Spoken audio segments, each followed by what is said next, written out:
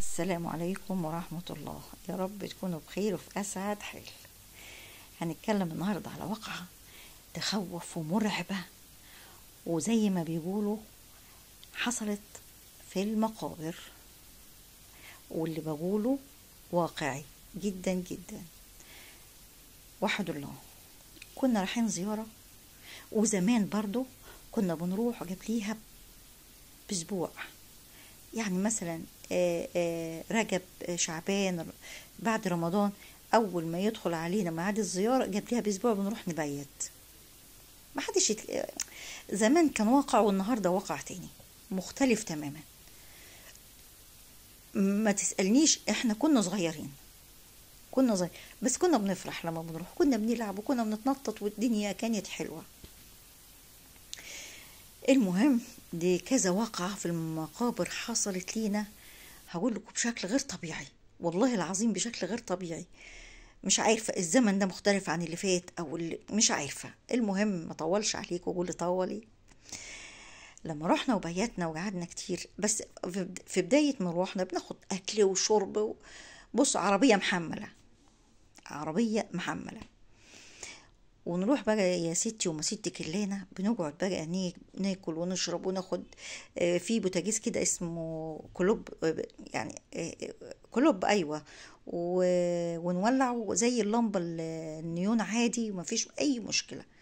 بالعكس سبحان الله كان عمران بشكل غير طبيعي.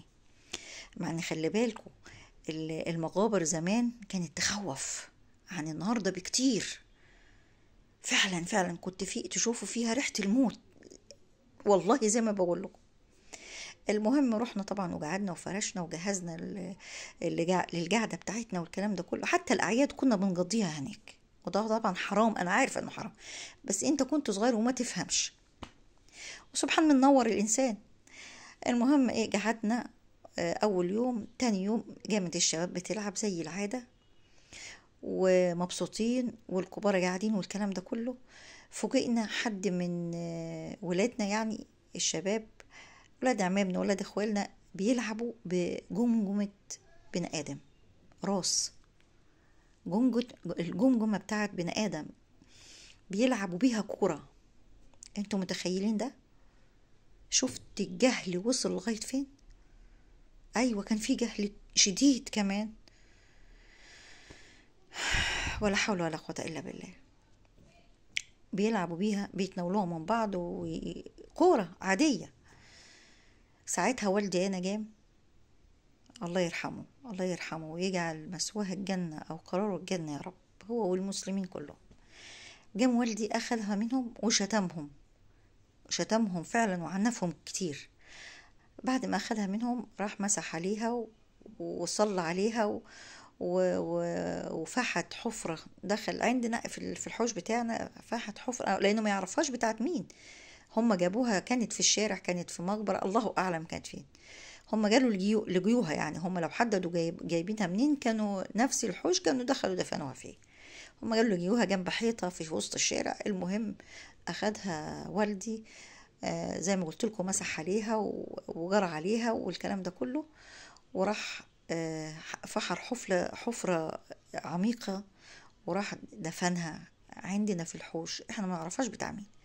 وراح حفر حفرة كبيرة وراح دفنها، عشان ما تبقاش ملطشة بقى وحد يجي يكسر فيه. يقال ان بيحس، الله اعلم بيحس في وقتها او بعدين. المهم انه حرام ان العب بعظم ميت او بجثة ميت او بحاجة زي كده. كل ده عرفناه بعد كده، الشباب والبنات اللي كانوا موجودين، كل ده عرفناه بعد كده بعد ما كبرنا. هنقول كان في ايه، الله اعلم بقى، كانت الناس مغيبة، الله اعلم، ما اعرفش. بس النهاردة في وعي جديد عن الاول، حاجة ما تتنكرش. وراح والدي فعلا راح خدها ودفنها زي ما قلت لكم، والحمد لله. وعنا في الشباب وعرفهم وقعد معاهم ان ده حرام والكلام ده كله. شفتوا احنا كنا فين، والحمد لله برضو ان احنا احسن من الاول. وفي ناس ما تفهمش، ايوه في ناس لغايه النهارده اقسم بالله ما تعرف، اقسم بالله في ناس النهارده ما تعرف. ما حدش يقول الناس كلها متنور، لا لا. واتمنى ربنا سبحانه وتعالى ينور بصيره الناس كلها. الواقعة التانية واللي اهم من دي وعلى السريع، كانت في ام ولادها ماتوا، كانوا 3 وماتوا يعني ورا بعض، وجوزها ميت برضه. واقعة غريبة. المهم الست دي بعد ما ولادها وجوزها وملهاش حد في الدنيا، فكانت تروح تقعد عندهم يا حبيبتي كل يمكن اسبوع، الله اعلم كل كام يوم، الله اعلم. كانت ست كبيرة تروح لفة وشها بالحرام، اللي هو الشاي الاسود بتاع زمان، يمكن كتير مننا النهاردة ما يعرفش الكلام ده كله. كانت تلف يا عيني وتلبس اسود في اسود وتروح من الساعة 6 الصبح. كانت في حاجة اسمها المعدية في البحر كده، كنا نعدي فيها ونوصل للبر التاني يعني.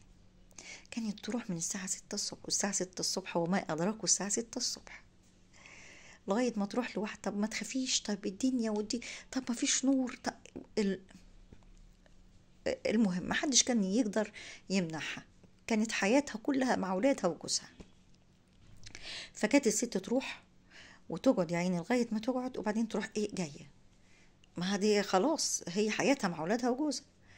إلى أن جيت مرة، فبنقول لها ما رحتيش ليه؟ مرة على مرة لاحظناها إنها ما كانتش بتروح، فسألوها إيه اللي ما يخليكيش تروحي؟ بس تعبت تعب شديد، بعد ما قعدت تعب شديد، تعب شديد، والناس كانت بتسأل عليها عشان وحيدة، وكانوا عارفين إنها بتروح، فعايزين يعرفوا السبب إيه اللي قعدها، إيه اللي منعك إنك تروحي لولادك وجوزك. حكت بقى، وإيه اللي حكته يا سادة يا كرام؟ قالت أنا قاعدة يا ولادي وببص بعيني بطرف عيني في سور بين المجابر كده، سور رفيع، وبتبص كده لقيت السور ده ماشي عليه جاموس وبقر ومعيز وخرفان وناس. السور عليه 3 متر فوق، وماشي على السور ده، السور ده عرضه جالب طوب، مش اكتر من كده، جالب طوب، وطوب الني اللي هو الطين، ماشي عليه جرار حيوانات والرعية بتاعتهم ماسكين حبال الجمال وحبال البقر، ماشي عليه كده. الست هي ما عملتش حاجة غير انها جريت، قالت ومن ساعتها يا ولادي انا مش قادرة اروح تاني. جن ايه شياطين الله اعلم، الله ما حدش يقدر يجزم ايه اللي حصل، لكن زمان كان بتحصل حاجات واقعية مش كذب ولا خيال. لو حكيت لكم الواقعة اللي جاية شعر راسكم ده هيشيب، جاية لكم.